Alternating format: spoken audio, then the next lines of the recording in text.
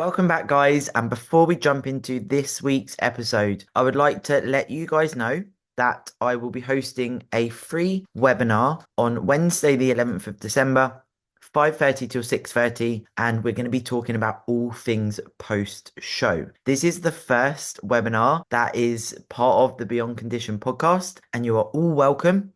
Anyone that you know that might benefit from this, it's going to be an open forum with a Q&A as well. So I hope to see you there. If you would like to join, send me a DM on Instagram, sarahparker_bb. Or if you can't make it, this is UK time as well. If you can't make it, let me know and I can send you the recording after the webinar. Enjoy this week's episode and I will speak to you real soon. Welcome back, guys, to the Beyond Condition podcast, the voice of bodybuilding. And today's guest would have heard that intro plenty of times because I'm welcoming Nicola to the podcast, who is an avid listener, right? Yes, absolutely. Yeah, love listening to your podcast. So yeah, delighted to be here. Thank you very much.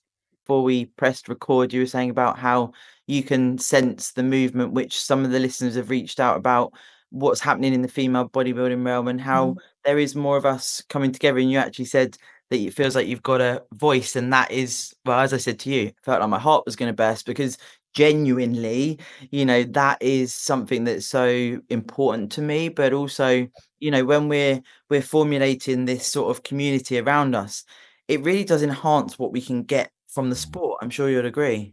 Oh, I totally agree. And I think I've been in bodybuilding for about the last 5 years now. And I remember when I first started and I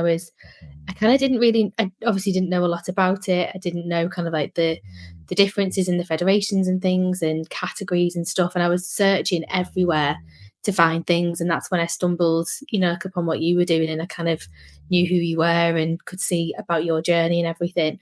And I'm just so glad that you've stuck at it, like with bodybuilding, because you just have to do something for it for long enough, don't you? And I can definitely feel a sense of change and strength in the community and people talking and more people sharing what they've been through and kind of finding similarities as well between, every single type of woman who's doing this. And really, like, it's a great opportunity to help somebody with their own crown, and that helps you as well. Yeah, it's just such a sentiment there because it's like, it's that personal endeavor of we have to do, even though we have a coach, we have, people in the community, etc. We're the ones who have to put the work in, aren't we? So it's like in those times, what it's like in the preparation or even, knee deep in off season when someone who gets it you'll spark a conversation with them and maybe you don't talk all the time or whatever, or maybe you listen to the podcast and you hear something and you think, actually, as you said there, I'm going through something similar, or you Yeah. resonate, and it gives you that extra bit of pep in your step, and maybe you then talk, and it just can really make such a difference because you don't have to talk all the time, but it's like actually I'm with other people. Yeah, that's it. Like the amount of times that I've heard somebody on podcasts, including yours, or have been mentioned like a couple of times. Because I remember with Dr. Zena, she was like, "Oh, you came up the other day," and then people connect. And because obviously we've got Instagram, not to sound too old, we've got Instagram now. I'm from yesteryear. I'm 41, by the way. So it's just so nice that people can not only have the ability to do that because of the connections and the platform that you're giving, but female bodybuilders. But it's also we're kind of learning more about each other through the conversations that you're having. That you do feel that you get a sense of somebody, and you can feel comfortable and confident enough to message somebody off it as well. So it'll be like, oh, I heard this or I heard about that. And then you can just drop them a message. And depending kind of where you are within like the bodybuilding season as well, you have more or less time. So you kind of already understand each other on that as well. That maybe you don't reply right away, it's not personal, but you don't take it personally either. You just, appreciate that somebody's taken the effort to share the journey and kind of like acknowledge that no matter where you are in your journey, so if you're at the very beginning of it, or kind of like if you're a bit more seasoned competitors like ourselves, you get it and you instantly kind of like connect with people because you know really what they're going through and potentially what future like opportunities they have as well. So it just makes you want to encourage each other. Yeah, it is almost like as well when you're describing it, I'm like, it's what I wanted at school. I don't know how yours, Yeah. but it's sort of like I wanted to be part of something, but I never really felt it was just a bit, school for me, it's something I wouldn't want to go back to. Even if I knew what I knew now, it's not, it was quite hard for me at times. And I always used to think, God, I don't really feel like the other people, you have friends or whatever. But what you're Yeah, describing there, it's almost like your adult chosen friends then. And it's like I yeah. can choose who I gravitate towards, isn't it? And give off. It's all about this. And I know you're going to be similar to me, that you give off the right vibe and then you attract the right vibe, and it's amazing, isn't it? Say that all the time, and that's what this sport has given me. I was saying when I was in Vegas like a few weeks ago, and all throughout those competitions, and I was saying to my friends, to my clients, to my family, I've never felt more me in the right place at the right time, doing the right thing. And somebody messaged me and said, like, oh, like, you look amazing, but why do you do it? And I was like, because I love it. I was like, and it's got actually nothing to do with how I look, because I look so different throughout all of the different phases. And I think I've really kind of disconnected with that part. It's the feeling. And then if you can help other people to feel the connection in the place that you feel, and like that kind of again, that like you be in the right place, doing the right thing with the right people, you just want to, that's what makes you want to share it. I love that sentiment. Actually, when I first shared the story to say you were coming on, about where I said, I've it's rare you do come across someone that is literally like in the depths of prep like yourself, and you're like, I am loving this. And I Yeah, do feel like you're being very honest about it. Obviously we can only read what we read online and what have you, because we yeah. speak, but I do genuinely get that vibe from you, that it's like I'm in the depths of prep, but I'm absolutely loving this, and that transpiring across all phases. It is certainly a gift I would love to give people that, are doing this for external reasons and maybe are not Mm. invested, and they're not maybe sure on their why. I think that sometimes comes across. Yeah, definitely. And I think if you don't have a solid why, or you don't have a solid why yet, having that and exploring that and kind of doing, and I think you're very much like myself, and you've done a lot of internal work to get to this point that you then keep doing as well. And it's about discovering those reasons, and they're the multi-layered as well, which kind of then that means that when whichever kind of part of bodybuilding you're going through, you have that glue that keeps it all together. You know why you're doing what you're doing. You know why your body looks like why it looks. You know why it's performing like it's performing. And you can then learn to embrace each different stage. And then because it's all leading on to something else. Like I'm already thinking not to waste away, not to count away like the weeks that I've got until 2026 competitions, but I'm like, right, I need to make the most of this now. What I do now dictates what I'm going to look like and how I'm going to perform and how I'm going to feel on the stage in 2026. So it's like each stage has more meaning, and that's kind of like what the bit that you want to be able to get to, but you have to go through certain experiences to get through. I think you can't kind of rush it, and that's this is the best relationship that I've ever had with myself. You really do have to like put your own oxygen mask on first, but then kind of like then you will be able to share that with everybody else as well. Everyone does that. I think the world would, like, sounds a bit deep, but it genuinely would be a better place. Yeah, because it's that, the passion for self-excellence. I think again that can sometimes be missed because the aesthetic desire is what's driving you to do it. And it's like, as you've described Yeah, there, accepting your body in different phases, accepting yourself, and certainly what you touched on there about the inner work, and we've both actually shared some commonalities with both getting divorced and actually opening our eyes to a new life past that. And I think that certainly there are going to be people listening that have probably been through similar circumstances. And for me, certainly over time, the bodybuilding, I was so passionate about it, and having, a husband that was complete opposite end of the spectrum. I mean, he supported it. It was like it bodybuilding just made me feel there's so much life, but there's not life in this relationship. I wonder if you had a similar type of experience with yours. yeah. So my ex-husband, in fact, it's only just been a year since like we separated, but we got the divorce done quite quickly, thankfully, which Oh helped. God. Yeah, You can get married in 30 seconds, but I know, divorced in 20. Said it made prep easy because I instantly lost 13 and a half stone. woo. Wild. But yeah, it was just having something else to kind of like that gives you that passion. And I thought, I've got the passion for my life, but I haven't got it for my partner. Loads of reasons why all of that happened and everything. But it just gave me such a community to get through that. Different reasons, and you do go through like roller coaster of emotions. Even though I wanted to get divorced, like you still, it was dealing with that wasn't how I thought it was going to happen. But because it sounds mad, but because of experiences I had with bodybuilding, it's like my first competition that didn't go like the way that I wanted it to. I had to stick in it for another year to be able to like come back at the right category and things like that. Okay. It does teach me that you have to wait for things and keep doing the little things. And that's why I say it's all a bit like bodybuilding. You literally can take all those principles into life. Like starting my business, I need to just keep going with it. Most people don't get to where their potential is because they don't do it for long enough. Like you start prematurely on that. And again, if you never stop, then you're never going to kind of get to the end, are you? So it really did feel like this spiritual thing kind of like was awakened for me through bodybuilding. And I thought the divorce bit is kind of one part of that journey, but it doesn't mean it's the end. It can be like a new beginning for something.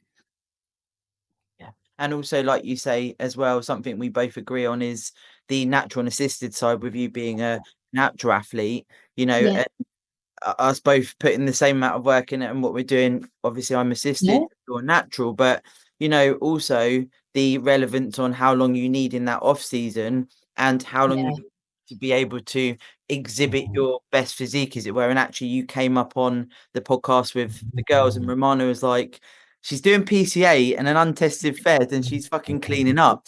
But as you've given that example there, your first season didn't go how you sort of wanted to, as it were, and that hard work and what you're putting into it through that passion, and you've become incredibly successful in the federations, not just natural. Yeah. I wish I could just go back to 2020 and go, you've got no idea. Just keep going. I mean, like, I'm glad I did. So I can now talk to myself. And I do all the time. I'm sure that's a bodybuilding thing.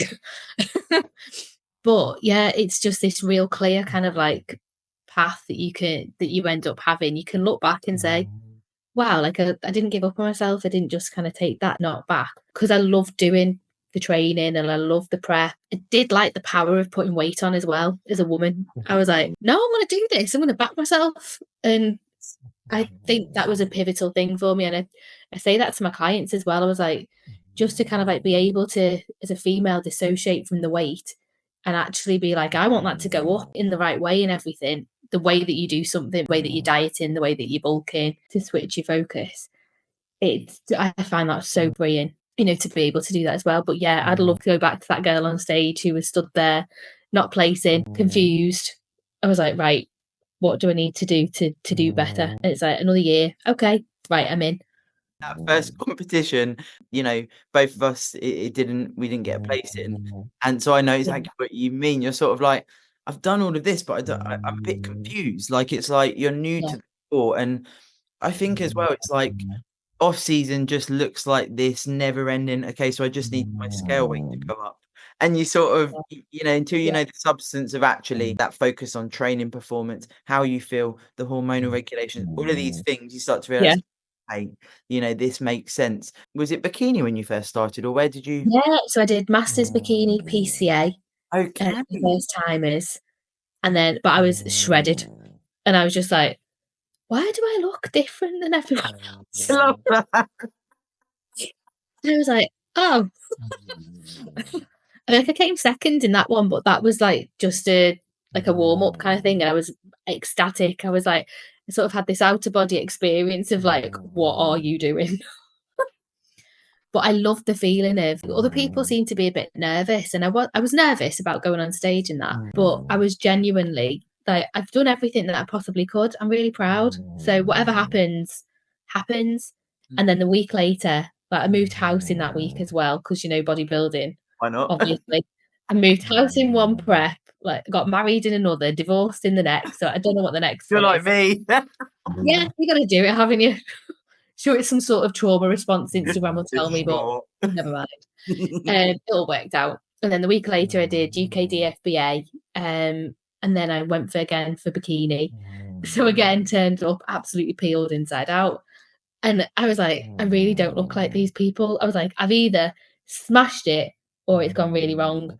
And then when I was on stage, I could see the judges talking and I could see them pointing at me. And I was like, what's happened? I was like, I don't think this is I'm quite right. saying- Yeah. And I was just like, you could see everything. I'd even like straightened my glutes and all sorts. I was literally like peeled. I think I was about 44 kilograms or something. Oh, and what height are you? 4'11". Wow. So I was like Diddy. And then so I was confused and I was like, and then I got a message off my coach at the time because nobody could move you around because it was COVID times and everything. Oh, right. Okay. So ordinarily I would have been kind of like noticed and said, oh, you should be kind of like in this category instead. But then from all of that, they got in touch with me. They were amazing and said, we think you'd be really good, but we need you to do Fit Body. So I was like, all right, great. And they said, well, I felt like an Easter bunny at a Father Christmas competition. I was like, I'm unsure what's happening here. yeah, I was like, just wasn't right. But again, I loved everything that I'd done to get to that point, and they were really great with me, the UK DFBA, and they explained it much better to me than like the coach that I had at the time. And then I moved on to Dan being my coach, so that all worked out as well. The rest is history. But these things that happen, I think because it happened within the context of a hobby and a passion and something that I loved, I kind of was able to see how that kind of like related to real life situations and kind of like not taking it personally. And it was something that I really wanted to do. So I was like, right, I'm going to go for another year and go for that. So yeah, I went from not placing in bikini, funnily enough.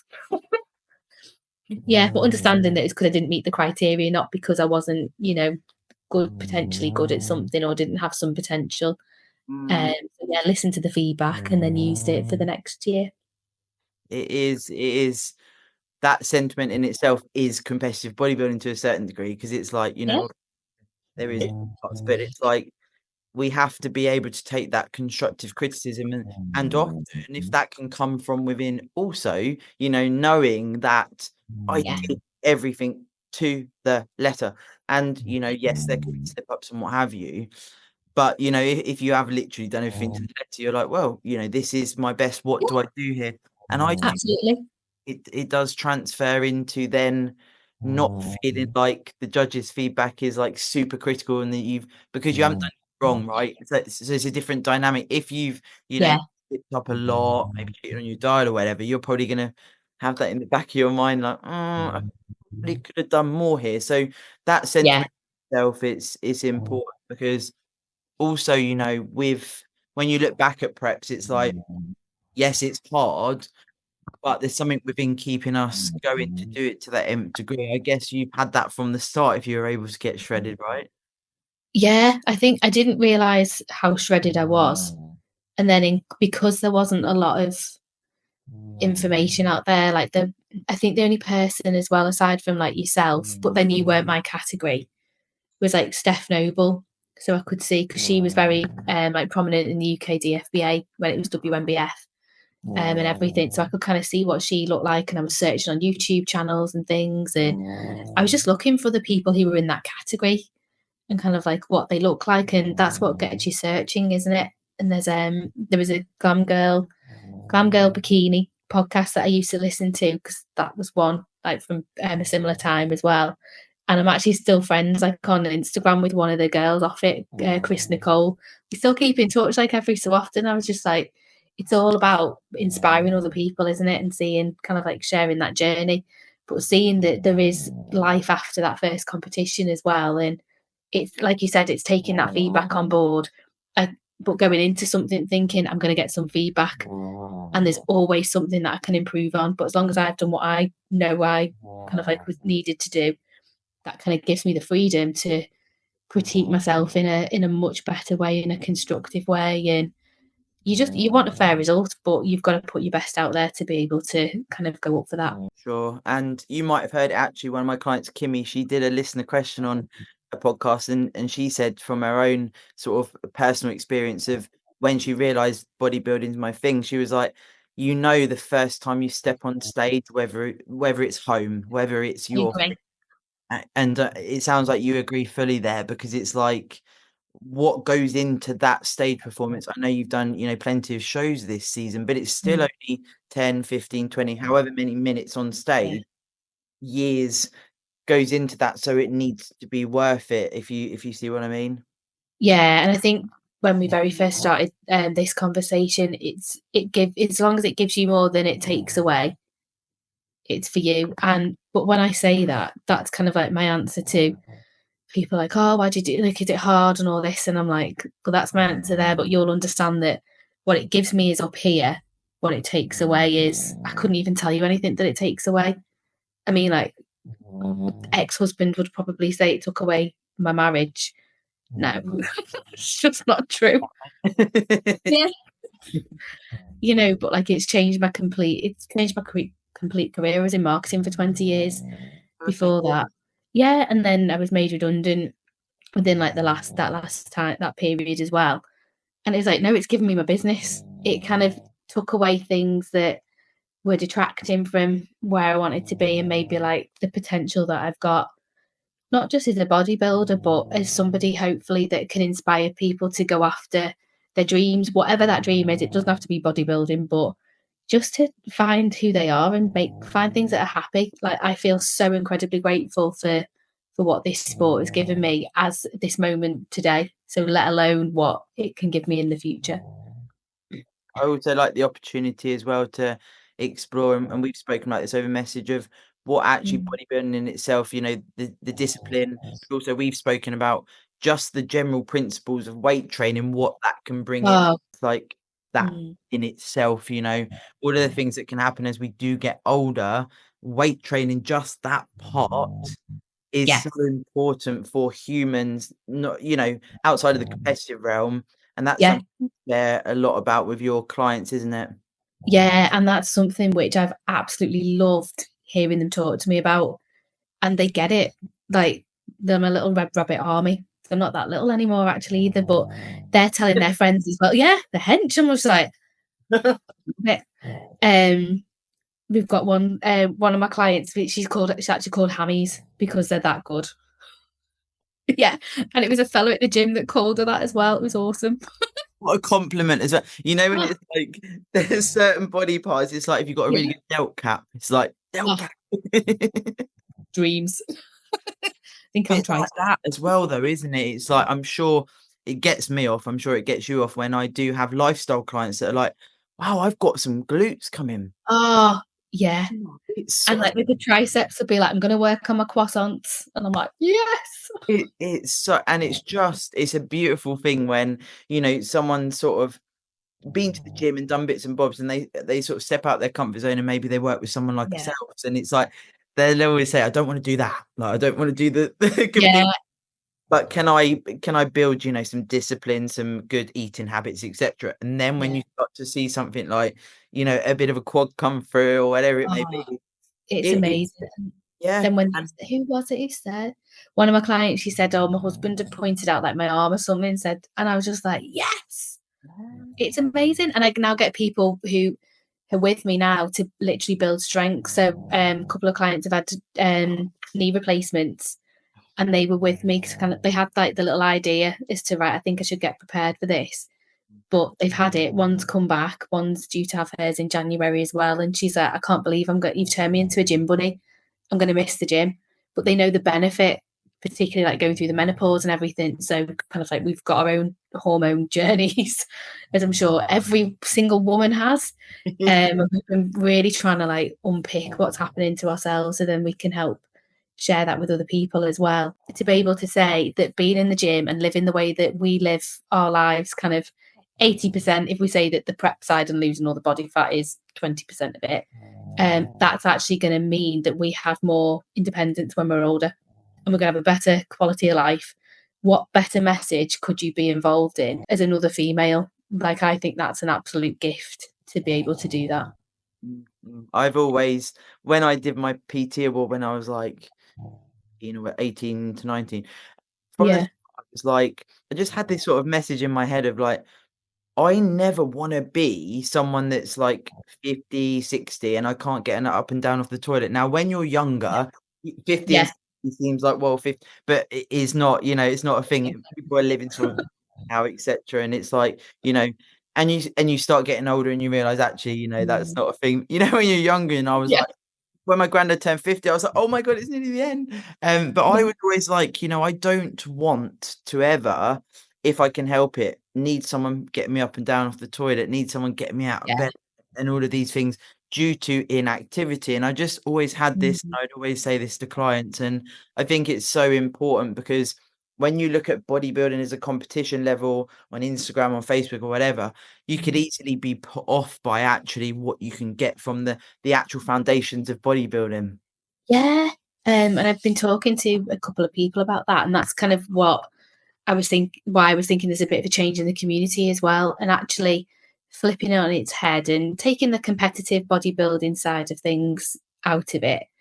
There are so many fundamental principles that would make so many people's lives better quality, less pain, more independence, let alone the benefits of your mental health as well. Like that just is huge to be able to go into somewhere.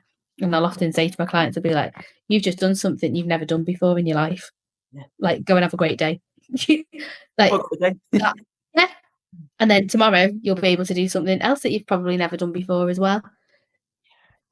It's just that change in perspective, and then knowing that what we're kind of saying and what we're doing is making that difference. If we can kind of build that relationship with somebody, it's such a privilege to be able to do. And I wouldn't want to spend my time in any other way. It is. It's just, and when they sort of get behind you and it's like, oh, you're doing your competition, Yeah. and also it's like, again, you don't have to do that to be coached by someone who's a bodybuilder. It's like, actually, that can be inspirational. But I feel like you certainly, you've got that really nice, kind, caring vibe, and that's what people are gonna, want to Oh, invest in and be like around. you said before, like vibe and tribe. It's just brought together like the most amazing bunch of people. I just feel so privileged, and they were always like so behind me with the competitions and everything as well. And we'd laugh at the different phases, and that you could see more of my skull and like all sorts. He was like, "Wow, these forehead rings really out, aren't they?" And I'm like, "Yes." Yeah, I get this like Harry Potter vein. I'm like, Oh, do you go on there? Mine are at the side. They look like horns. it's so funny as well because it's like I do find what you've touched on there. You can make right prep at the end is extremely tough. However, you can make a bit of light with it if you allow yourself. So it's like Yeah, Matt will he'd just give me funny nicknames and he'd be like, "You've got yeah, striations in your cheeks, in your face, like this yeah, is normal." And I'm like, "This is so cool." And you sort of like have these weird, and I think that sometimes, you've got to put your serious hat on at times in those depths, but you allow yourself almost have the sort of not fun like a normal fun as it were, but it's like, this sort of cathartic, like, fuck it, I'm all in here, when you're really pushing. yeah. Oh, absolutely. And they'll be like, I'd be sat into like reception and because like working maybe like 8, 9, 10 clients a day or something. So like grabbing some food, and there'd be a couple of people who come in and be like, "God, you're always eating, aren't you?" And I'm like, "Yeah, yeah, I am." I know it's yeah. I mean, that's actually a good thing to stumble across with. Should we call it external pressure or conflict, however we want to frame Yeah, it? When, over the years, when you've had people, asking questions like that, where you're like, I actually, I speak about this a lot, as you know, and it's like, I don't understand it. Why I would never ever say to someone, why are you eating that? Or do you need to eat that? Or you're these yeah. types of things. And it's funny, isn't it? But has there been points where you've been like, God, this is really stressful, or are you quite sort of free with it if you get people? I think I've got better at it over the years. What I kind of turn it into now is I think more people just want to talk to you because I think you're a I think they just want to say something and they don't kind of like know what to say. And I think that's more what it is. That's what I think anyway. Always try and be kind with your response and everything. Obviously that gets tested when you're tired and stuff, but at the end of the day, this is it. And this is how I frame it. It's a crazy hobby. It's my choice. If I want ultimately I want people to kind of enjoy this. I want them to kind of do their own version of it as well. whether that's competitive bodybuilding, because like we were saying before, it's not for everybody at all. A lot of people don't want to do it. A lot of people can't do it. And then there's a mixture of us that can and do and, like absolutely love it. If I'm moaning about something that is my choice, I'm not inflicting that on anybody else. Like that just doesn't make any sense. And then I wouldn't get any support. I wouldn't have any friends. I wouldn't have any family. Like it's down to me to promote this sport as well. I really feel that I want other people to have the benefits of it. If they see me moping around and biting at somebody just because I'm eating lettuce and a bit of chicken, then yeah, it's not going to do like the promotion of the sport any good either. And also, it wouldn't reflect how I feel about it ultimately. Yeah, sometimes when you're tired and your body doesn't want to move, you do have to put a bit of an act on. But that kind of like gives you the extra oomph, doesn't it? You can go home and not sleep anyway. It's fine. You can wake up multiple times.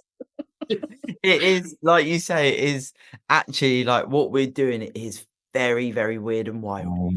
And it's very odd. It's like we are literally going against everything we want to do in the prep scenario as we get to the lower body. But it's like, again, it's a small percentage of people that do it. But when you're surrounded by it on Instagram and stuff, you think that, well, everyone body builds, but it's like, yeah, oh, totally. But then you're like, when you go to a supermarket or something, isn't it? And you're just like, oh, I was on the plane and I call it like, oh, I've got like my burger because I've got lettuce as the bread and I've got a piece of steak in the middle. And I'm like, I actually like this. Yeah. And the guy next to me looked like I had a telly on my head. He was like, what is she doing? And I was like, no, this is nice. Well, it's like the actual yeah, oh, yeah. It was yeah. And you're like, oh yeah, not everybody's like this. For sure. How did you find going international and sort of traveling and taking everything with you to go and do the competitions abroad? I had an absolute ball. In it? I was so made up that I thought, because I booked it. I don't know about you, but I think the hardest bit in prep is like 8, 9, 10 weeks out. I call that the crunchy nut cornflake phase. When because you get weird as well, because you're not sure, you're not fat, it's you're like not anything really, are you? Yeah. And I never kind of worry too much about how I look because I think Dan's got me there in the past. Like it'll be fine. And I know obviously like that you go through that phase, but I was like, oh, and you feel like a bit weary and everything. But that's when you really need to like push through to that, isn't it? You're like, and then whack through that bit and you know that you're all right. Well, like you say there, the trust in your coach. Now, when you over to Dan, did you notice some big changes with like the training, the nutrition, the coaching style? Was it quite different? Huge. Everything. Yeah, it really was. Dan is very, very clear with his communication, with his plan. I think my first coach, I'm so naive. I didn't ask any questions, kind of took that she knew exactly what to do. It doesn't matter. It's all history now anyway. I'm sure she was doing the best that she could do. But Dan is open, honest, transparent, dead straight to the point. And I just know that he is going to get the best out of me. It's all kind of like I need to worry about, really. I think when there are so many different ways that you can skin a cat, and we literally do get skinned, basically, don't we? Loads of ways to fatten up a cat, loads of ways to skin it as well, I'd imagine. But I think you just have to pick one, and as long as you just do that, and it goes, and it feels right as well. Like you kind of feel somebody's confidence around what you're doing. And obviously, Dan's now got so many like hundreds of swords and pro cards and all that and the other. Like my goal was to go to the Olympia once in my life. I've now been 3 times, so the natural Olympia, obviously. Got to be amazing if I did get to the actual Olympia. Natural physique. Yes.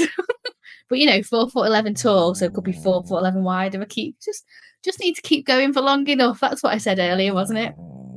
Yeah. How much rice would I have to eat?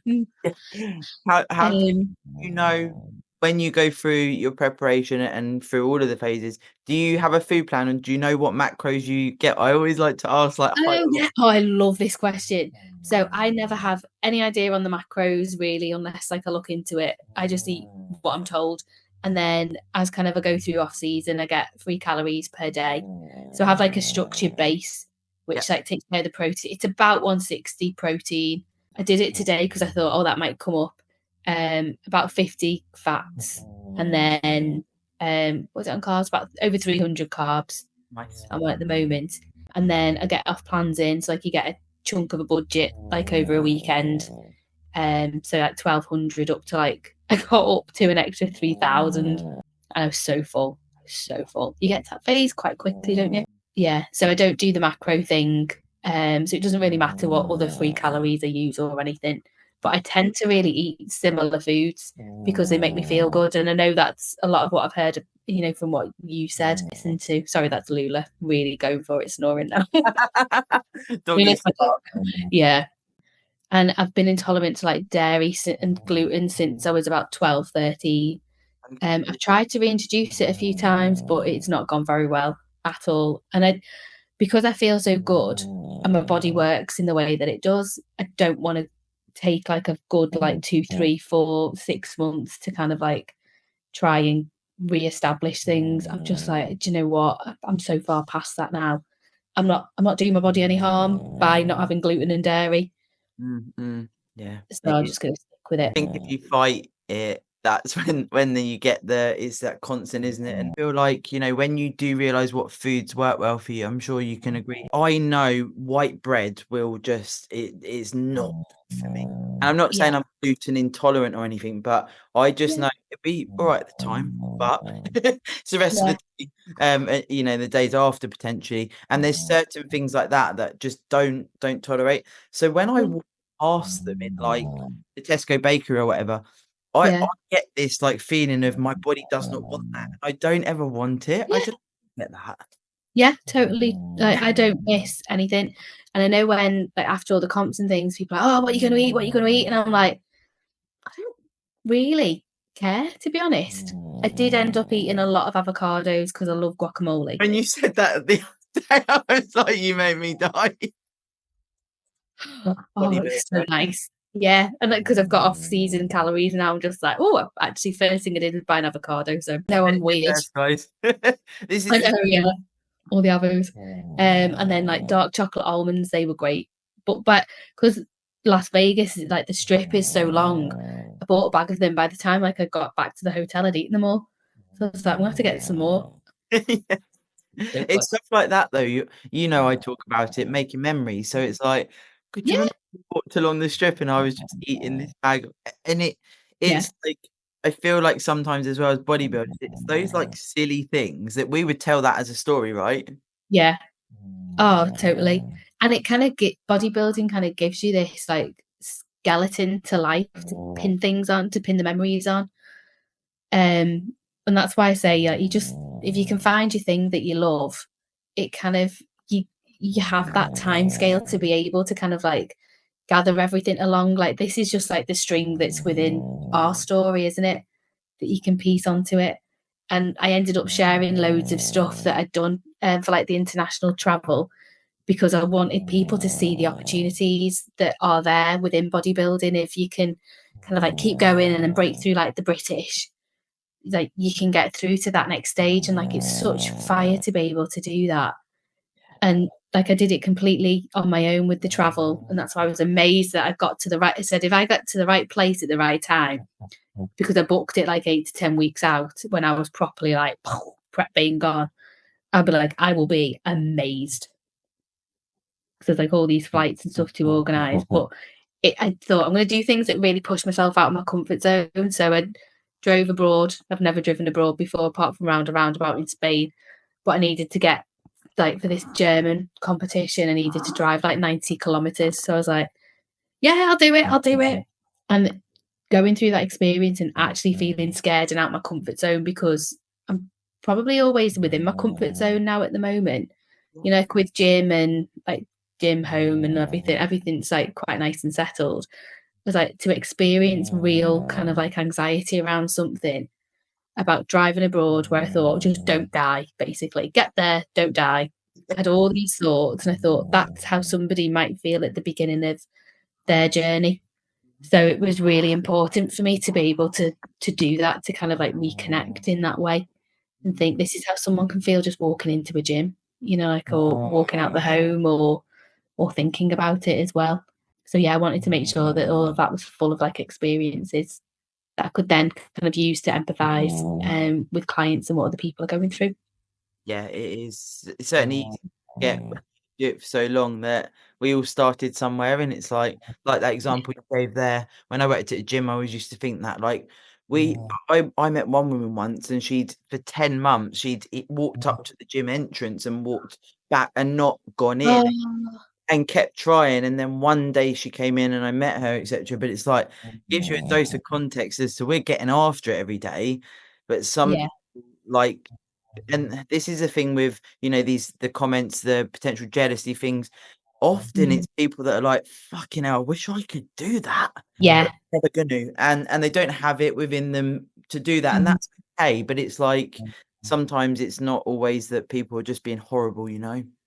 No, and I think like what we were talking about before around kind of like how other people respond to like your own bodybuilding journey, and as you kind of go through it as well, it's never anything about you. It's never anything about us. Happy people don't do that, don't behave like that. So to be able to not take something personally, and like I'm counting my divorce in that as well, and redundancy and whatever has happened. Like I've got some family members, close family members that don't agree with bodybuilding. As you said, like, how could you be natural if you've got fake boobs? I don't think that I get judged on my. It's not boobs, aren't muscles. As long as you haven't got the fake glutes. Yeah, well, actually, so one of the members thought I did, and I was like, "Excuse me, I've grown That's these." interesting. Yeah, you really learn to like not take things personally. I just think that leaves a door open for somebody to for it, like somebody who maybe is speaking like that to you or behaving in that way, and as you said, like maybe it's coming out maybe in more jealousy or something. You always want to leave the door open to them because actually they might want something that you've got or you know how to help them with at some point. And just being able to kind of like give that forgiveness, I think, is a really key important part of it as well. Because on the outside, like bodybuilding does look like you're going, oh, don't I look amazing? Oh my God, look at me in a bikini. Don't you wish you could do this? And it's like, it couldn't be further from the truth. It's about what you've been able to do. You can't do bodybuilding, I don't think, and be successful in it about changing your body and kind of going for the off season, which is an important thing about why I wanted to go for the off season as well. I wanted to show that I could show my body when it was 20 kilograms up from what my stage weight was and not kind of like shame that version of myself either. Like I'm proud of her because the one on stage wouldn't be doing what she did. Like I wouldn't have won. I wouldn't have placed where I did if I hadn't have done that. So to love yourself at all, to love kind of like who you are being or who you're trying to be is really, really important. And the body fat is just a body fat layer. It doesn't mean that I'm any different as a person. So that's kind of like more the message. The glitter and the sparkles and everything, yeah, is an amazing bit. Don't get me wrong, like I love looking like that. But it's just a small part of it, isn't it? As you know more than anybody. It's I feel like as well, when you do this mindset shift that I feel like we've both had, it's like you can really rock off season. Like you can, Yeah, it's new to me. Like it is very new to me, yeah, and that's why I keep talking about it because I'm like, I mm, wish more people could feel this. But it's yeah, that right back to what you said near the start about going into a training session and absolutely fucking killing it that you can't quite yeah, apply yourself to in the depths of prep, right? Realistically, and there's a difference, isn't there? It's like when you go into a prep, it doesn't mean, oh, fuck it, I can't perform now. You hold on to that for as long as you can, right? Like that's you know, yeah, I believe that should always be a message, right? It's not like day one of prep, I better half my volume and not really too much. So there's yeah, is totally. that point where it's like, okay, not much from a progression standpoint is probably going to happen now. Yeah. I just got to keep going. And maybe you're doing multiple shows, etc. However, when that returns and it starts to come back, Mm. you're like, oh, and then when you start to gain some body fat and you see the glutes, the quads, the things we were listing earlier, it's like if you look at yourself and you go, that's what I've made almost like Yeah, this, you know, it does hit different. It's hard to sort of quantify, isn't it? If you know what I mean. yeah. And I think I only really appreciate it. I was talking to Dan about this on my check-in. it made me enjoy the competing more because I was prouder or more proud, however I say it. I was like, I know every single Bulgarian split squat that has gone into that. I was like, there was a bit where, Abby Kerr, who has got the most amazing delts you've ever seen, when she walked on stage on UK DFBA, we all just went, what? So like I'd messaged her in off season. I was just like, what did you do to do that? I love that. I'm like, what have you been up to? So she told, so like that was again like about the community that you've helped build and everything. People feel all right talking to each other as well and thinking, I can just find who you are and drop you a message. And Why not? because now when people are competing, that people are getting tagged in things as well. That's making a massive difference, I think, to be able to kind of like help people find each other as well. But yeah, I was like, right, that like I said to Abby after I'd won, I was like, thanks for the delts, girl. Because she told me like the lat raises and she just goes down the rack and then she just goes partials. And I'm just like, yeah, I was there for like about 60 reps at the end or something. But it was fun and it brought it like all together. And wouldn't have had that competitive season had I not taken that off season. It's so long because it was 2 years between like me competing. I'd done the 3 years back to back before that. Felt horrendous, hormonal, deep hole, which is kind of like that's what brought us together as well. And then really embracing that off season was like, right, I'm going to build these glutes. I know that right, last time I could lift such and such on that machine. So this off season, I've now got targets that I'm like, it doesn't really matter in the scape of like the physique thing, but it's something to go for. Whereas before it was kind of like just get through it, then I'll be prepping again. But now I actually feel like a bodybuilder because I've actually feel like I've built a body. Yeah, so similar, isn't it? It's like you Yeah. can, and the thing is, I feel like as well, a good message is if you've done a prep, if you can diet, you can do that whenever, really. Like Yeah, in the you fact can of choose. yeah, like if I wanted to, I could start a prep tomorrow. However, I Yeah. can't have the opportunity to be at this point in a growth phase to continue that. Yeah, And it's exactly. almost like you're earning the I feel like it's almost like you're earning the right as you get through these parts of your phase where it's like you Yeah. can obviously mind change with the surgery and stuff. However, it's like it's an open opportunity there to spend longer in this phase, which I've never done before. And it's like, as you say, then when you step on stage, it's like the whole growth phase and the whole prep has gone into this. Yeah. And it And does, then you kind of like, I describe it as like having like a tree bark, and then each layer is like a new kind of like season. And it's like, oh, well, I'm just kind of seeing in my head, I'm just seeing what I look like now. I'm choosing to see what I look like in 2026. So everything feels a bit more connected. Everything has a reason. And everything, like you just said, is an opportunity as well. it's And like, how much are you up from stage weight now, from your last stage weight? so like 23 kilos. Wow. Yes. Yeah, it's wild because like I never thought I could, and this is awkward for me because I don't I'm not gonna be like complimenting myself all the time. However, I looked at my check-in, I think you liked it actually. I looked at Yeah, my check-in this week and I was like, I actually feel like I look quite good. you And that's do. quite hard for Oh, me. you do. Yeah, because I'm normally like, yeah, it's okay, but I just had this like really weird moment, like because Matt coaches me, I messaged him and I was like, I'll do my comparisons because I send them over as well, but I feel really happy. I don't know what's Um, going on. But yes. yeah, it's You like take it, isn't it? yeah, Because when I you've got to think be able to see yourself how other people see you and keep practicing it. yeah, and it's when you think 23 kilos, and then we worked out it's like going to be sort of 4 stone virgin on. I'm like, we're nearly 4 stone up. There's something about also putting it into stone, which I feel makes a big difference. Yeah, yeah. Because I like kilograms and I do this Like, with my clients because I say, look, you can lift yourself, or like I want to be lifting two of me. Like my goal is like when I'm 80 to be the old lady in the gym who's deadlifting like double her body weight. I'm like, I am going to be that old lady.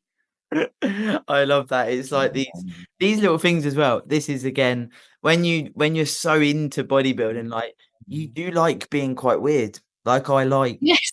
I like Like, I'm like, I hope people think I'm weird because it's Oh, like yeah, I mean, I know people think I'm weird, and I'm good with it, but we found our people, so it's fine.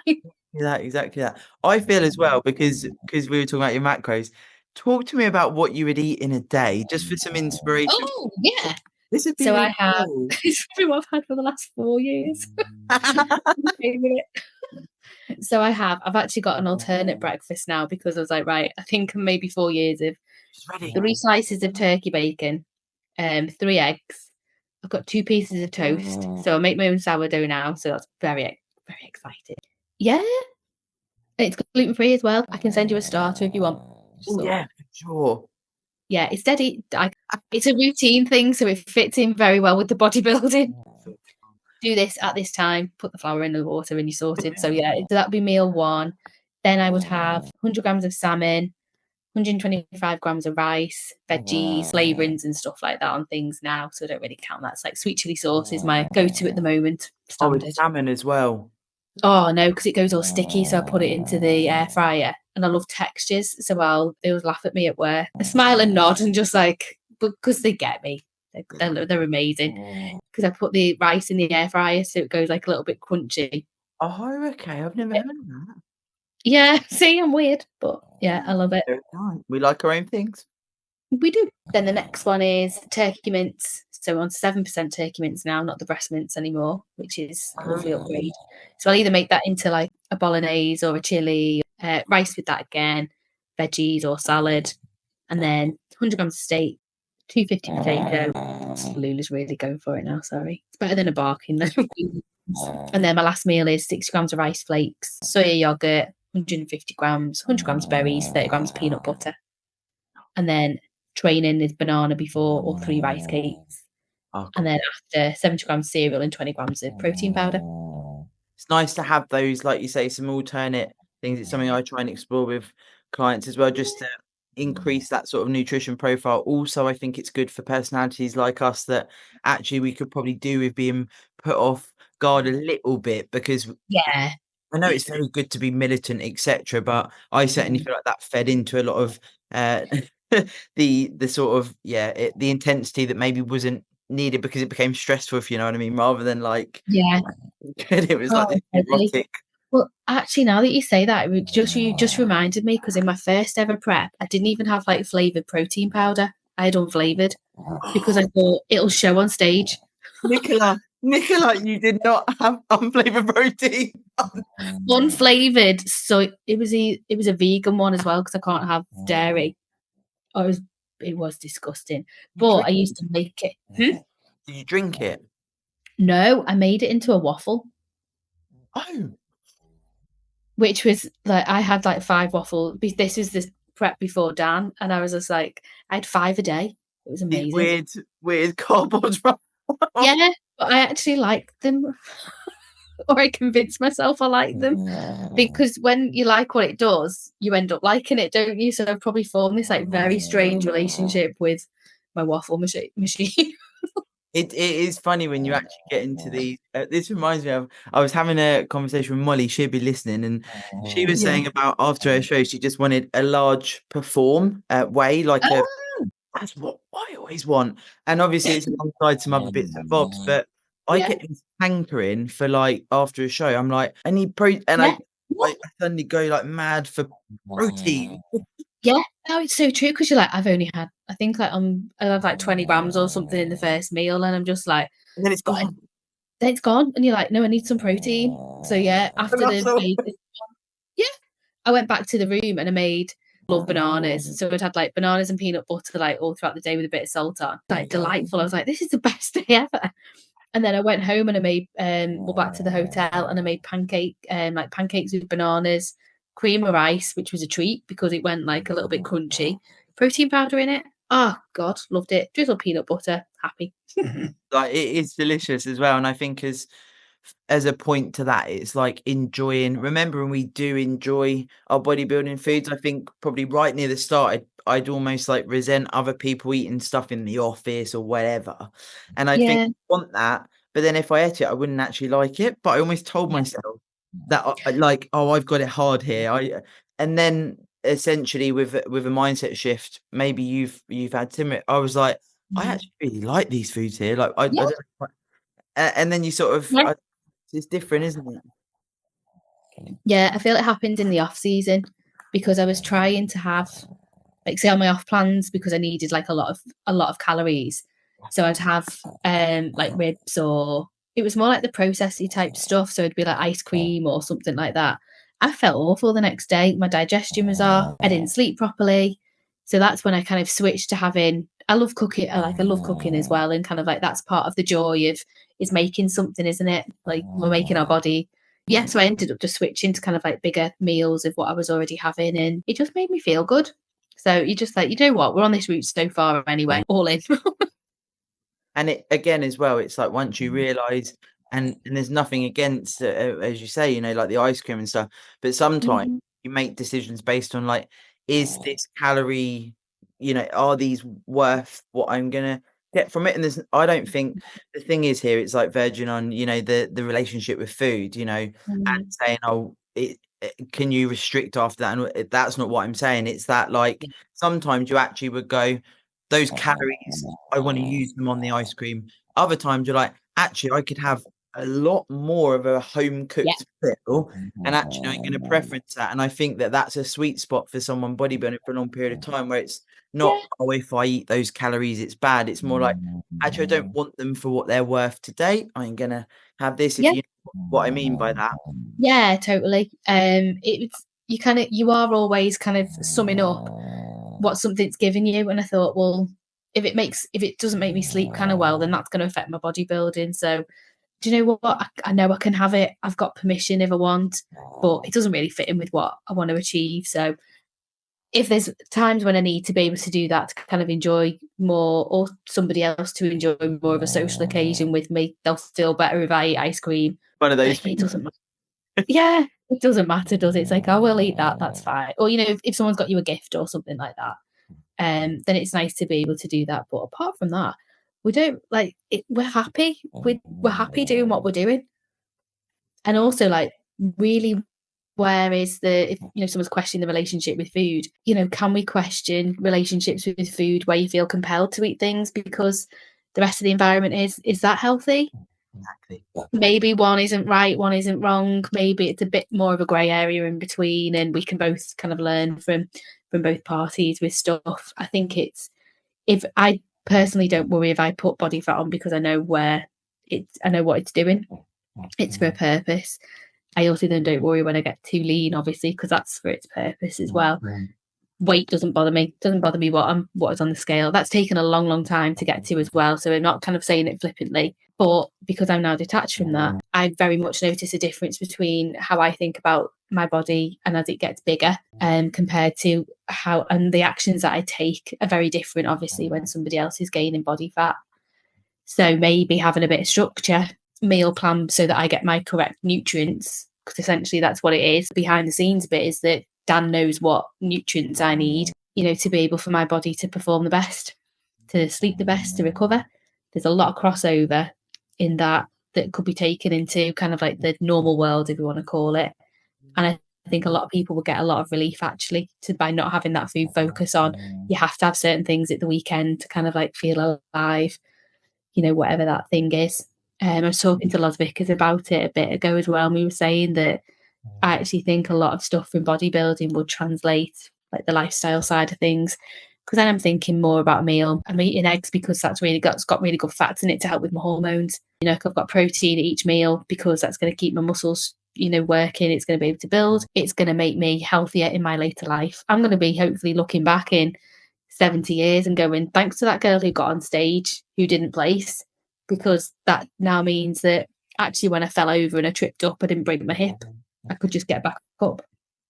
Yeah, it is. And it's that, I think as well, when we actually have these evolutions on our own journey of what food Mm. we want to have within our diet, hopefully if people are listening and they've got a coach and they've got a food plan, maybe they can, if there was like, oh, I really like these vegetables or whatever, maybe there's a bit of back and forth. So Yeah.